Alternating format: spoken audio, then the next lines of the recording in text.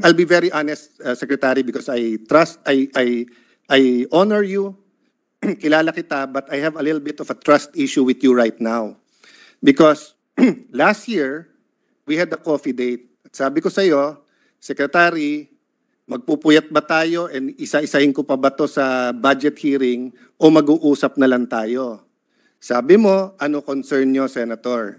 Sabi ko, yung Laguna Lakeshore Highway, during the time of Pinoy, PPP yan. During the time of Pinoy, kami ay kinonsulta sa Senado, kinonsulta ang local government, kinonsulta congressman, hindi nyo kami kinonsulta.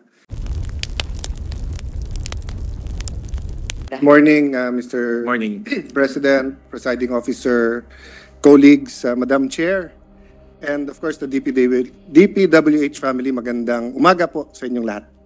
4 topics, I'll try to go as fast as I can. The first topic is loans and consultation. I brought this up during our hearing last year sa economic team that we can only spend money that is appropriated. That is what is in the Constitution. However, there is no law prohibiting the executive from borrowing money. And then when we ask this question from previous administrations adopted by this administration is that where is the legislative authority to release the money, to pay for it? Pinapasok na lang daw sa GAA.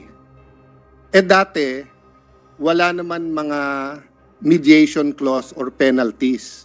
So for example, if the DPWH borrows 10 billion for Bulacan and Congress doesn't like it, by the time na nasa GAA, nagastos na yung pera. So after 1 year na may grace period, tapos ginagawa na, doon lang malalagay sa GAA.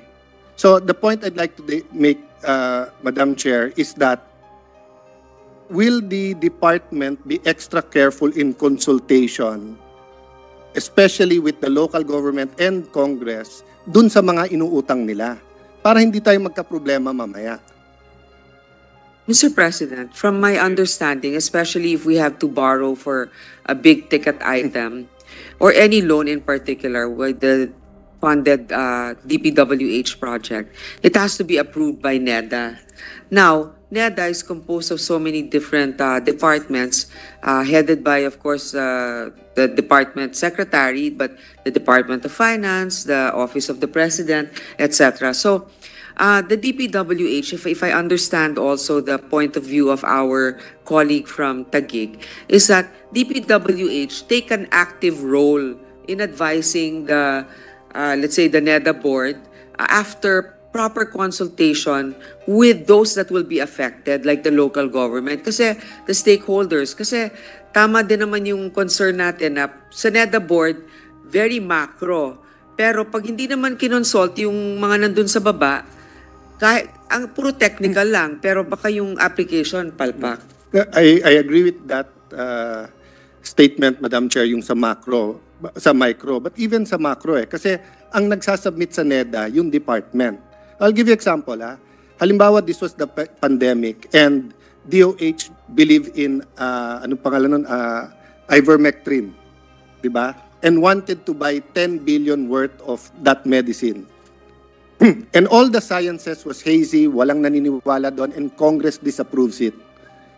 Do we mean to say that all DOH has to do is to bring it to NEDA, mag-agree sila, utangin nila, tapos magulat na lang tayo 3 years later na kailangan natin magbayad ng 10 billion kasi inapprove. So again, this is not just for the DPWH. I'm just making a case in point because I do have a, I'll be very honest, Secretary, because I honor you, kilala kita, but I have a little bit of a trust issue with you right now. Because last year, we had a coffee date. At sabi ko sa'yo, Secretary, magpupuyat ba tayo and isa-isahin ko pa ba to sa budget hearing o mag-uusap na lang tayo? Sabi mo, ano concern nyo, Senator?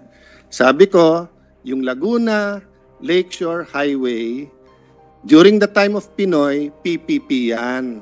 During the time of Pinoy, kami ay kinonsulta sa Senado, kinonsulta ang local government, kinonsulta congressman, hindi nyo kami kinonsulta. You said you will go to my office. I said, no sir. We will all go to your office. January, pumunta sa iyo si dating Deputy Speaker Rani Abu, who's my Chief of Staff sa CA and agreed to help me for a time being. Pagpunta niya sa iyo, sabi mo, Rani, hindi tuloy ang project. Nag-hearing tayo last month, tinanong ko kayo. Sabi mo, ay gusto kasi ni Presidente kaya tuloy. Sabi ko sa iyo, Secretary, hindi ma-aprobahan ni Presidente yan na wala kayong memo to the President na hindi nyo tinulak. Ang Presidente kahit may gusto, magpapa-complete staff work yon. So umabot na tayo today, wala pa rin ako naririnig sa inyo. So pasensya na po tayong lahat, I have to ask these questions. So did you consult the City of Calamba about this project? Apparently, Mr. President, the City of Calamba was actually, the representatives were consulted. Okay. But of course, that's just what they No, tell us now. That's okay. I'll take their answer face value. Did you consult, ano pa bang dadaanan? Dadaanan ba San Pedro? All the LGUs that will be So hindi ko na isa-isa. part of that route was Okay. consulted. So kung kinonsulta nyo lahat, bakit hindi nyo kinonsulta ang Taguig? 8 kilometers ang dadaanan sa Taguig, sisirain yung buong view ng lakeshore ng Taguig. Mr. President, supposedly,